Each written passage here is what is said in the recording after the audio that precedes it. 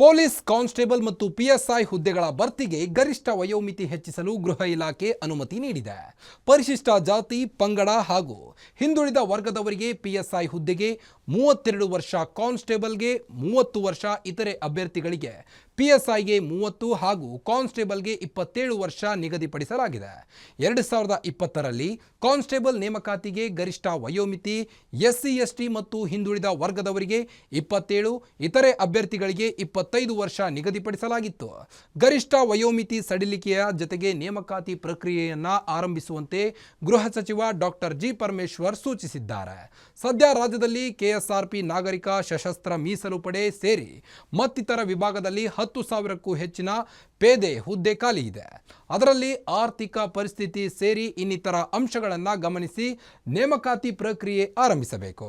ಅದರ ಜೊತೆಗೆ ಈಗಾಗಲೇ ನಿರ್ಧರಿಸುವಂಥ 600 ಪಿಎಸ್ಐ ಹುದ್ದೆಗಳನ್ನು 2 ಭಾಗಗಳಾಗಿ ನೇಮಿಸುವ ಪ್ರಕ್ರಿಯೆಗೆ ಶೀಘ್ರ ಚಾಲನೆ ನೀಡುವಂತೆಯೂ ಗೃಹ ಸಚಿವರು ನಿರ್ದೇಶಿಸಿದ್ದಾರೆ ಎಂದು ಗೃಹ ಇಲಾಖೆ ಮೂಲಗಳು ತಿಳಿಸಿವೆ.